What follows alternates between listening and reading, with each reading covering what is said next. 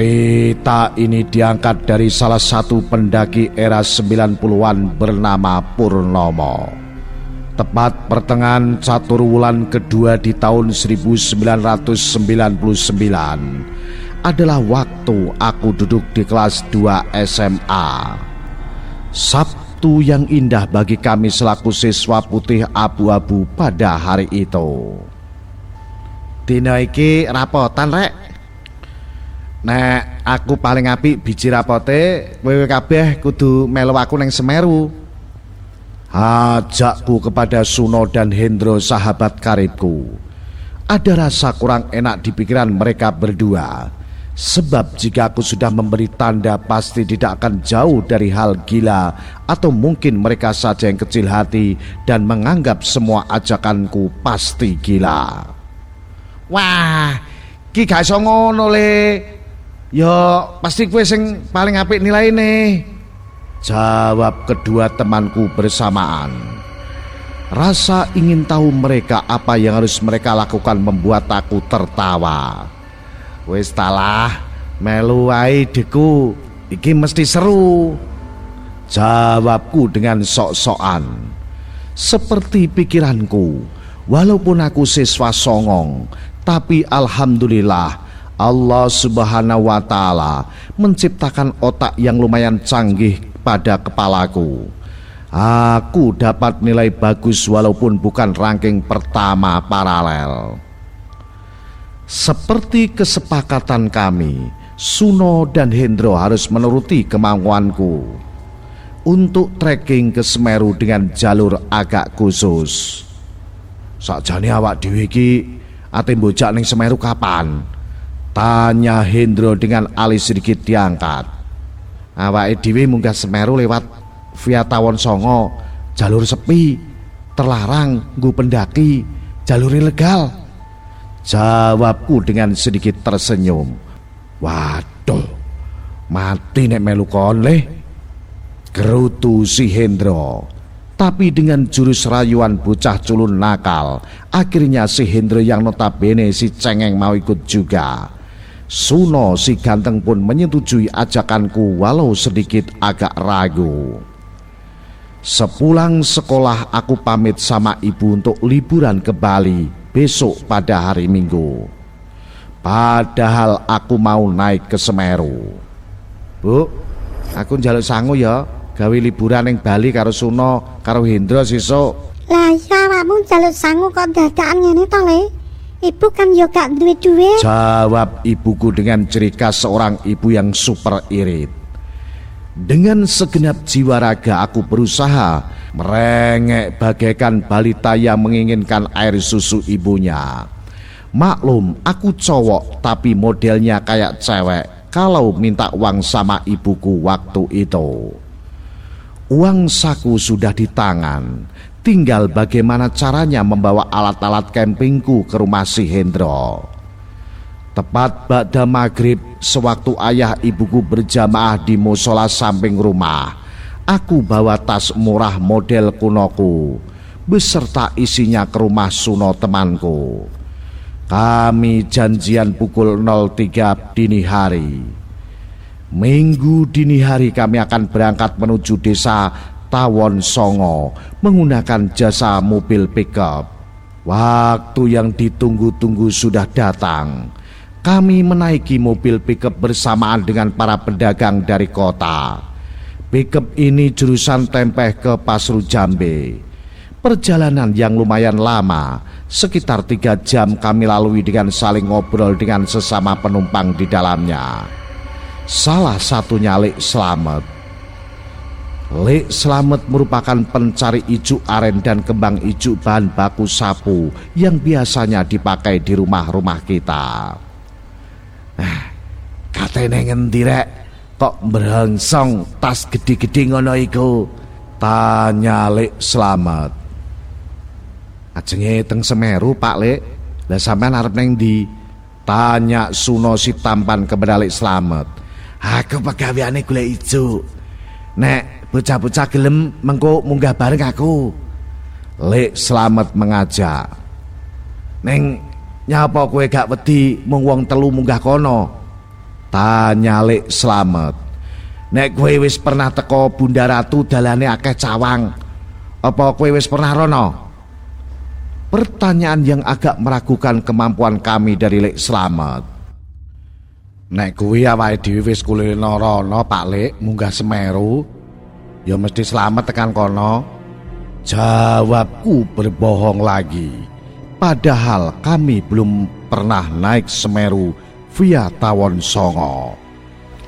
Setelah melewati beberapa desa, kami sampai pada Pasar Pasru Jambe yang merupakan terminal terakhir dari angkutan yang kami naiki. Waktu itu sinar mentari masih malu dan belum berani menyibak embun di sekitaran Pasar Pasru Jambe. Dengan semangat yang menggebu, kami bertiga mengikuti Lek Slamet yang kami anggap sebagai pemandu tur gratisan. Lek Slamet mengajak kami jalan dari Pasru Jambe ke Tawon Songo dengan jalan kaki. Jalan tanah liat berbatu itu kami lewati dengan mudah karena masih tergolong jalan pedesaan yang cukup lebar. Sembari saling berbagi cerita dengan Lek Slamet. Nanti kalau di atas, jangan sampai beristirahat di atas tanah yang rimbun. Takutnya ada celeng. Soale celeng wi yo mbae, kata Lek Slamet. Usahakno, nek arep leren golek panggon lemah resik karo runggut. Nggih Pak Lek, santai mawon, awake dhewe mesti setiti hati-hati kok, ucapku kepada Pak Lek Slamet. Sekitar jam 10 siang kami sampai pada pinggiran hutan Semeru di desa Tawon Songo. Seperti biasa, Lek Slamet rupanya melakukan ritual kecil dengan membakar kemenyan dan meminta izin kepada Kiai Sedek yang kami, masyarakat daerah sini meyakini yang bau rekso atau penunggu atau nenek moyang Gunung Semeru. Rapalan doa diucapkan serta menyebutkan nama-nama kami bergantian guna keselamatan kami bersama. Warna langit yang secerah senyuman Ania Geraldine sudah menyambut kami dengan ramah. Dan kami melanjutkan perjalanan step by step dengan trek yang lumayan menantang, menaiki hutan belantara. Yang tentunya dengan obrolan receh antara Lek Slamet, kami dan beberapa orang lainnya yang seprofesi dengan Lek Slamet. Kami tidak berempat, masih ada beberapa pencari ijuk selain Lek Slamet. Setelah Bunda Ratu, kami berpisah dengan rombongan pencari ijo. Aja ngumbar sing gak penting loh, kudu waspada, eling karo Gusti, ucap Lek Slamet. Kami meneruskan perjalanan dengan mengandalkan kompas, peta buatan Lek Slamet, jaket dan sedikit makanan minuman yang kami beli di pasar Tempeh waktu kami akan berangkat tadi pagi. Sepatu merek Kodachi andalan Suno sudah berubah warna dari putih ke coklat kemerahan akibat tanah becek di sepanjang trek yang kami lewati. Bahkan jaket merek Konikaku juga agak basah karena udara yang lembab di hutan itu. Kami lalui jalan terjal yang tidak sedikit putus akibat banjir atau longsoran kecil itu. Sampai kita tepat pada titik batu besar yang sudah diprediksikan oleh peta Lek Slamet. Disinilah mulai terjadi hal-hal yang agak ganjil. Kamu apa tidak merasa aneh, Lek? Kok rasanya ada yang mengikuti? Tanya Suno yang agak takut. Ah, kamu itu nakut-nakutin aja. Dari tadi sebenarnya aku sudah merasa kurang enak. Sebab si Hendro yang biasanya banyak omong tiba-tiba diam 1000 bahasa.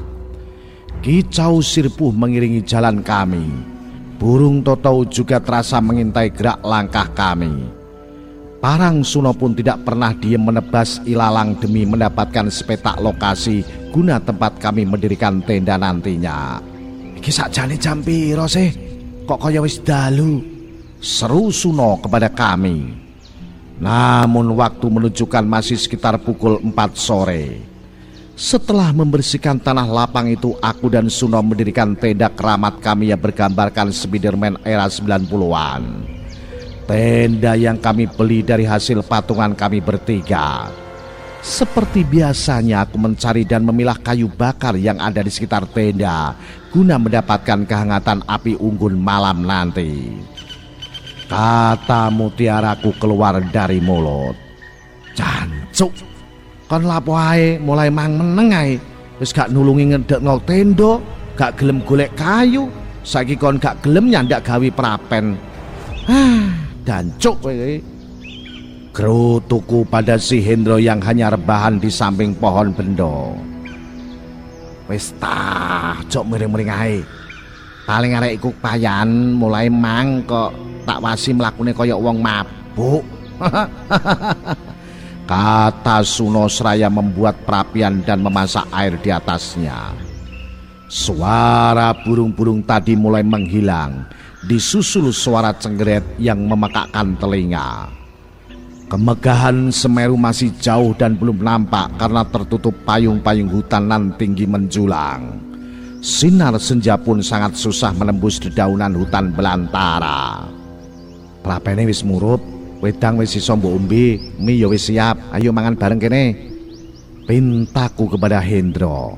Namun sekali lagi Hendro tidak menggubris omonganku. Arek iki kok ngalem temen sih. Apa kesambet danyange po? Mulai mangkok meneng ae. Kicau Suno seraya mendekati Hendro. Aduh mbok, delokon Hendro matane reng kabeh, kena apa arek iki le? Seru Suno sambil lari ke arahku. Sontak aku melompat menghampiri mereka berdua. Ku pegang tangan Suno untuk sama-sama melihat keadaan Hendro. Ku amati setiap bagian tubuh Hendro yang biasa saja. Namun bola matanya berubah menghitam serta masih duduk bersender di kayu dan selalu menunjukkan mukanya. Bulu halus di sepanjang tanganku mulai berdiri. Suara tangisan kecil mulai terdengar dari mulut Suno. Kami seperti kerikil kecil yang tak berdaya mendengar pertanyaan yang keluar dari mulut Hendro. Kula kalian konco-konco niki saking desa ajenge mlampah dhateng Gunung Semeru. Kula mboten ganggu. Mbok pilih kula tanglet jenengan sinten? Dadi kowe kabeh iki menungso. Lah saiki olah apa mlebu ning pekaranganku? Jenengku Wong Agung saka Semeru. Aku golongan menungso muksa. Kowe kabeh iso metu kelawan alas peteng dedet iki ana syarate. Ucap makhluk halus yang ada dalam tubuh Hendro. Syarate mung siji. Kowe kabeh kudu nyawiji kalian alas iki sak windu. Gawe rewangi aku Cah Bagus. Hancur hati kami. Kami tidak menyangka kalau sudah masuk ke dimensi lain, dimensi antara nyata dan gaib. Dengan sedikit mundur, aku dan Suno menahan rasa ingin lari. Kami sadar bila lari maka Hendro dipastikan hilang entah mati atau moksa di telan hutan belantara Semeru ini. Kadang rasa percaya diri yang besar sangat berbanding berbalik dengan apa yang dihadapkan kita pada hal yang tidak masuk akal. Aku tetap percaya bahwa semua adalah makhluk Allah yang Maha Agung. Aku berusaha membaca segala surat di dalam kitab suciku yang kuhafal. Aku berusaha berdoa meminta pertolongan Tuhan. Begitu juga Suno pasti melakukan hal yang sama. Selama itu makhluk di dalam tubuh Hendro tetap tertawa membahana, memenuhi kehampaan hutan yang gelap tanpa bintang, memenuhi suara alam tanpa suara binatang malam.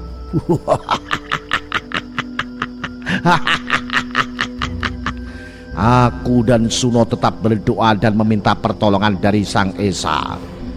Bahkan kopi kami sampai dingin, mie rebus kami sampai terpanggang di atas perapian. Kami tetap tidak bisa menghilangkan kengerian malam. Yai, kula nyuwun tulung nggih. Pun beto kula kalian konco-konco. Kula tasik sekolah kula tasik gadah tiyang sepuh. Kula pengin nyenengno tiyang sepuh, Yai. Ratapanku agar makhluk itu mau keluar dari tubuh Hendro dan melepaskan kami. Tanpa ada reaksi apa-apa selain tertawa.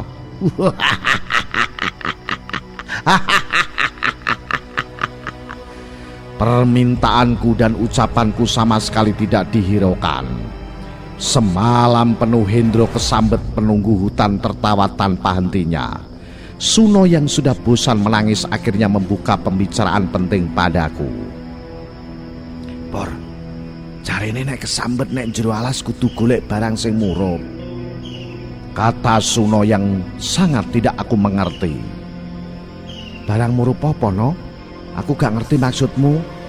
Ucapku sambil masih mengamati Hendro yang terus tertawa. Aku mau diwenehi penjalin nang salah sijine Paklik sing golek ijuk.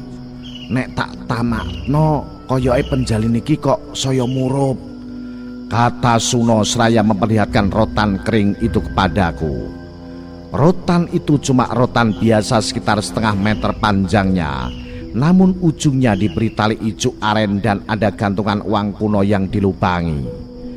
Ketika rotan itu dikeluarkan oleh Suno, seketika itu pula si Hendro diam tidak tertawa lagi. Namun tatapan Hendro masih ke bawah dan mematung seperti sore tadi. Aneh, kesunyian malam itu teramat lama bagiku. Kami bertiga, namun terasa hanya aku dan Suno saja yang ada di situ. Aku berusaha mendekatkan Hendro ke perapian agar terpantau terus oleh kami. Kubopong Hendro sekuat tenaga karena yang aku rasakan sangatlah berat. Bahkan Suno pun merasakan hal yang sama. Letupan-letupan kobaran api di perapian kami terasa semakin besar beriringan mendekatnya Hendro ke perapian. Loncatan api seakan tidak terbendung tepat ketika Hendro ada di depan perapian. Perapian seakan ada yang menambahkan kayu dan minyak secara terus-menerus tanpa henti. Perapian itu meletup-letup dan berkobar-kobar. Bahkan tidak jarang meledak dan melesat ke angkasa seperti burung yang keluar dari sarangnya. Getaran lembut dan tanah yang kami tempati seakan terasa menambah kengerian. Dan sayup-sayup kami mendengarkan gending yang diiringi kidung mocopat yang entah berasal dari mana. Duh Gusti, aku wedi Por, aku wedi. Rengek Suno padaku yang gemetar dan mati akal. Baru kali ini si Suno memanggil namaku dengan sebutan Purnomo. Padahal setiap saat dan setiap waktu teman-temanku memanggil namaku Le atau Tole karena usiaku paling muda di antara mereka. Kolopati jagat angkara durga, buta ya buta, manungsa ya manungsa. Cilakane ingonan kalawan bejat lakon saka pituduh Gusti. Suara itu begitu mengagetkan kami, dan itu sekali lagi keluar dari mulut makhluk yang ada di tubuh sahabatku Hendro. Sekno, kowe aja nambahi masalah iki. Awak dhewe iki kudu kuat nampani cobaan kaya ngene. Aku kuatkan hati Suno agar tidak ikut lemah. Suara keluruk ayam hutan bersautan menandakan pagi akan datang. Walau sangatlah gelap dan gelap, hanya sinar perapian di depan kami yang menyinari yang lama-lama mengecil hingga hanya meninggalkan bara memerah saja. Kami berdua bermunajat menghadap Rabb Maha Agung walau tanpa Hendro. Kami meninggalkan semua kewajiban kami untuk bersujud dan meminta pertolongan kepada Sang Maha Kuasa. Tapi kami meninggalkan keempat waktu sholat kami, yaitu duhur, asar, maghrib, dan isya. Di hari itu, pada ciptaan Tuhan saja kami takut, apalagi pada murka Tuhan. Kami bersimpuh kepada penguasa subuh dengan 2 rakaat. Dingin, sejuk, terasa di dada kami setelah melewati semua keanehan dan ketakutan yang mencekam semalam. Sekitar pukul 5 pagi aku mengajak teman-temanku untuk melanjutkan perjalanan. Bukan perjalanan ke Semeru, tapi perjalanan pulang, mengingat kondisi Hendro yang tak kunjung sembuh. Kami susuri jalan-jalan yang kami lewati kemarin tanpa ada sedikit pun rasa was-was. Mengingat kondisi Hendro yang tak kunjung sembuh, setiap langkahku kuiringi dengan puja dan puji kehadirat Tuhan pencipta alam agar tidak terjadi apa-apa kepada kami bertiga. Namun faktanya, hari sudah siang, belum juga sampai pada titik perpisahan kami dengan Pak Lik Slamet pencari ijuk kemarin. Kami tidak patah semangat. Kami terus berjalan menyusuri jalan setapak itu dengan harapan bisa sampai di perkampungan terdekat. Lama juga waktu yang kami lalui, namun belum juga sampai di pemukiman. Hal yang kami takutkan terjadi, yaitu waktu malam hari bertemu lagi dengan kami. Aku berinisiatif mendirikan tenda lagi di tanah yang lumayan datar dan berbatu. Tidak lupa Suno mendudukan Hendro yang sedari tadi digandengnya. Setelah tenda aku pasang, seperti biasa aku membuat perapian yang agak ke bawah tenda. Soalnya tanah yang miring. Aneh, ketika rotan diangkat Hendro bisa bergerak, tapi ketika tongkat rotan dimasukkan ke jaket si Hendro akan diam dan berat sekali.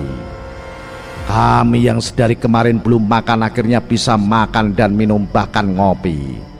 Meski tanpa Hendro karena dia masih terduduk diam alias kesambet.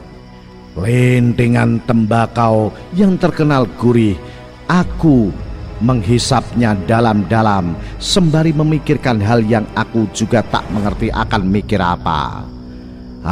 Aku terbawa dalam lamunanku. Wejong lamun ae. Iki ngopi ayo. Suno sembari meletakkan teko kopi di sampingku. Aku sudah muak dan habis semua ketakutanku. No, apa awakmu wedi? Nek aku wis gak ngurus no, aku gak wedi blas wis saiki. Nek wayahe mati ya mesti mati le. Tapi ojo mati saiki, aku durung rabi le. Jawab Suno si ganteng temanku itu sambil tertawa. Obrolan receh kami berdua sangat mengasihkan, walau kami berdua sama-sama mengerti akan keadaan yang kami hadapi malam nanti. Aku dan Suno sudah siap apapun itu. Kami larut dalam keheningan sore menjelang malam dengan lintingan rokok tembakau yang kami hisap dan kopi pahit tanpa gula. Malam kian mencekam. Ku dengar sayup-sayup terdengar gending Jawa disertai tembang mocopat yang kami dengar di malam pertama.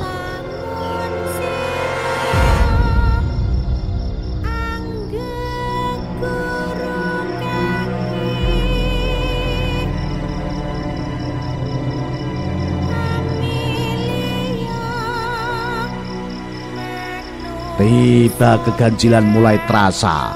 Hendro yang sedari tadi hanya diam duduk membisu mulai berdiri. Hendro lantas melakukan gerakan tari layaknya seorang penari tari topeng Kaliwungu. Kami lihat dan seakan memerankannya dengan sangat luwesnya. Semakin lama gerakannya semakin menjadi-jadi. Kami hanya bisa melihatnya dengan pasrah tanpa bisa berbuat apapun juga. Sangat lama kami melihat tarian dari Hendro. Dan kami lama-kelamaan berada di tengah keramaian pagelaran wayang orang seakan-akan begitu. Anehnya, yang kami lihat merupakan pagelaran tanpa pentas. Pagelaran wayang orang tersebut dilakonkan di atas tanah oleh Hendro dan entah siapa lainnya. Bahkan sekali penonton yang menikmati tarian demi tarian dari setiap lakon wayang tersebut. Bentuk wajah dan perawakan bermacam-macam, sungguh sangat mengerikan. Bagus, kowe teko golongan ngendi Nger? Apa teko ning Sarkana? Tanya seorang nenek yang hanya memakai jarik sepinggang dengan tubuh bungkuk dan kulit kering keriputnya. Kami bingung akan menjawab apa kepada nenek ini. Bahkan Suno memalingkan wajahnya karena wajah nenek tersenyum dengan senyuman yang sangat mengerikan. Anu Mbah, kula saking kampung ngisor, kula mboten ngertos sakniki teng pundi. Kowe kabeh saiki ana nek Alas Bong. Penak lek neng kene le cah bagus. Gak usah bali wae. Kowe karo kancamu iso dadi putuku. Tidak masuk akal bagi kami.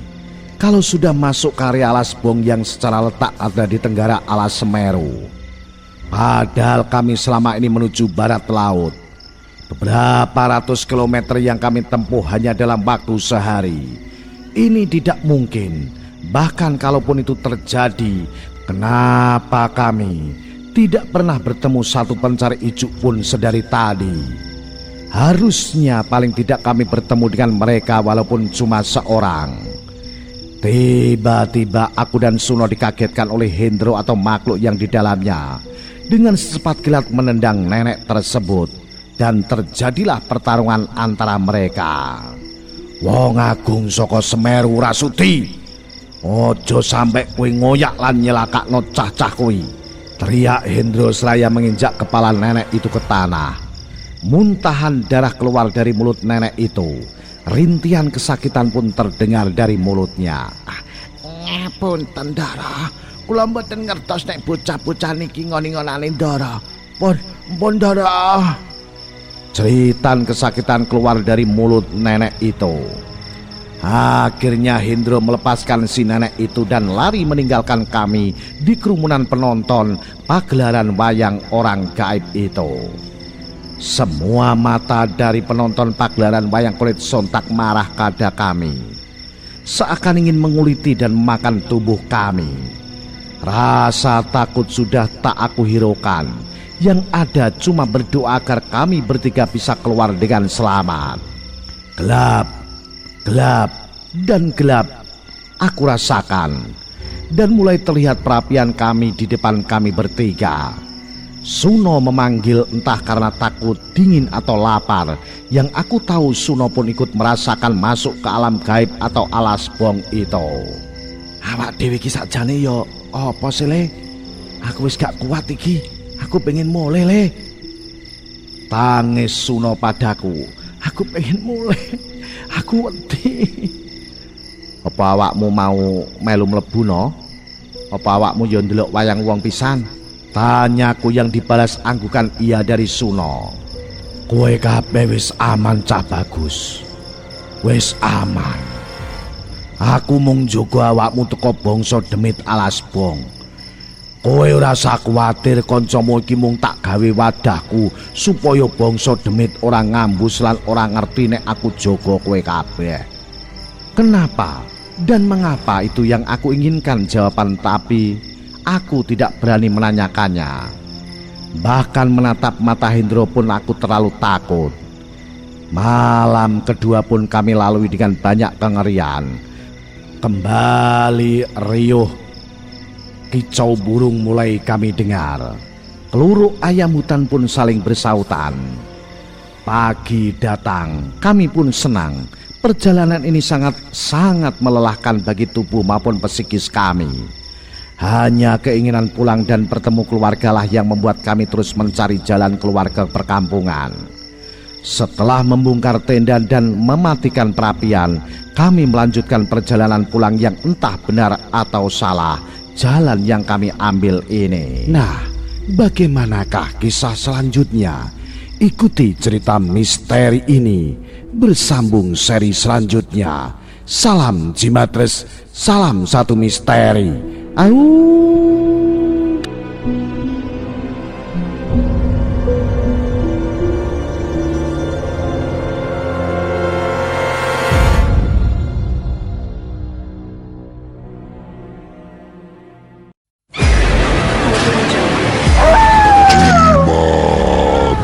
Sajian malam Jumat